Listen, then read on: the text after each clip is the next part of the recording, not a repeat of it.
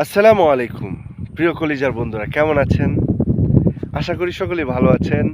আমি আছি এই মুহূর্তে একটি হাওরের মধ্যে। যে হাওরটি আপনারা অবশ্যই দেখতেছেন আমার পেছনে, অনেক সুন্দর একটি হাওর। পাশাপাশি এই হাওরের পাশ দিয়ে বয়ে গেছে একটা নদী। দেখেন নদীটা অনেক সুন্দর।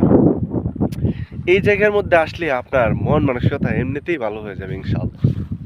আপনার মন যদি দুঃখ কষ্টে ভরা থাকে, আপনি ইচ্ছা করলে আসতে পারেন।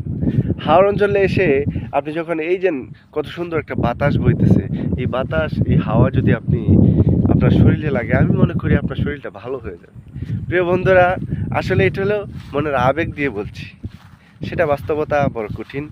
আবেগ দিয়ে বলছি, অবশ্যই আপনারা আসবেন, ঘুরবেন, দেখবেন। কারণ আমাদের নবী মোহাম্মদ সাল্লাল্লাহু আলাইহি ওয়াসাল্লাম বলেছেন, তোমরা যদি জার্নি করো, এক দেশ থেকে দেশ দেশান্তরে ছুটে যাও, তাহলে আল্লাহ তাআলার সৃষ্টি তোমরা অনুভব করতে পারবে, অনুধাবন করতে পারবে এবং নিজের চক্ষুদ্বয় দিয়ে দেখতে পারবে।